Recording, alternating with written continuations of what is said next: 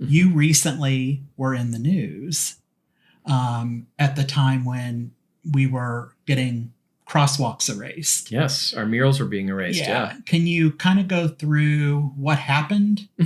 Yeah, I've of course been monitoring and working with all different groups that were trying to raise awareness around what was happening to our murals. And I was particularly interested in the mural in front of the Woodson. I thought that was a very important mural for our community that, local artists had painted each letter. The first one saying that Black Lives Matter. And then the second one, of course, that they erased was Black History Matters. And I just felt like that was sacred ground. It's a one-way road that very few people even drive on. Like, obviously, this wasn't for safety. This was, the governor trying to, I guess, be more like Trump and be a bully. And so I knew there was a lot of people raising awareness around the rainbow crosswalk and what needed to be done there. And so I knew that when the time came, if I had the blessing of the Woodson, I wanted to show up and to kneel until they removed me. I was going to put my body in the way of that mural getting erased. And so that night I saw the pictures of the police assembling. It made me really angry that our city enabled the DOT to do their work. And so with the blessing of the people at the Woodson, alongside another pastor, we kneeled down and they asked us to move. And we said, we'll move when our prayers are answered. And the police said that we were in the way of the DOT. And I said, you're in the way of justice. Wow. And you're siding on the side of white supremacy. I was obligated by my faith to be right where I was.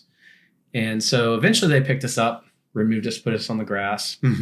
And they said at that point, if we got up, that we would not be charged with resisting arrest. But they ended up charging us with that because they had to have something to arrest us. And they are the ones that made the decision to arrest us. They didn't have to. So we spent a good portion of the night in the holding area of the Pinellas County Jail, and we posted bail. Oh, wow. Okay. Interesting fun fact, the Pinellas County Jail that night was showing all of the Wakanda movies. So Pinellas County Jail is so woke, right? So crazy. Oh, my goodness. I don't know if the governor knows that. Wow. But, yeah. Anyway, I thought that was interesting. But that night, through the arrest, I was probably treated, pretty well. Okay. But still, it was traumatic, and it was harsh. And I asked have my handcuffs loosened, and they didn't. Okay. I lost feeling in my thumb for a good couple months. Oh, wow. For about 3 months afterwards, I could not feel my thumb because of the handcuffs. Wow. And knowing that was my experience, and spending a couple hours in the back of a patrol car, not being able to like scratch or move or, have air conditioning, keeps me awake at night still, knowing that other people who get arrested probably aren't being treated as well as I was. Wow. Okay. Because I had a collar, a clergy collar around my neck.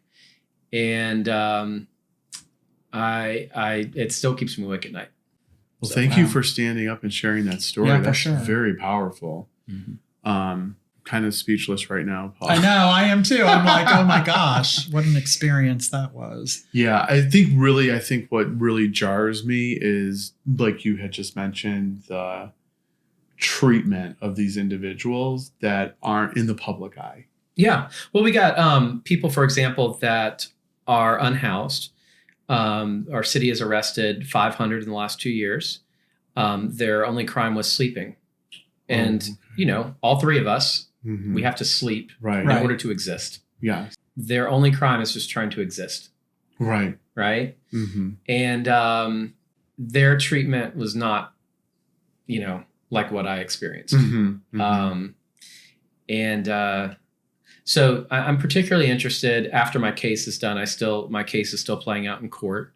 But after my case is done, I want to focus on how people are being treated by our police department upon arrest, especially for nonviolent offenses. Mm-hmm. And I know from my experience, I went through months of counseling and other things just to try to lessen the trauma I was experiencing. Yeah.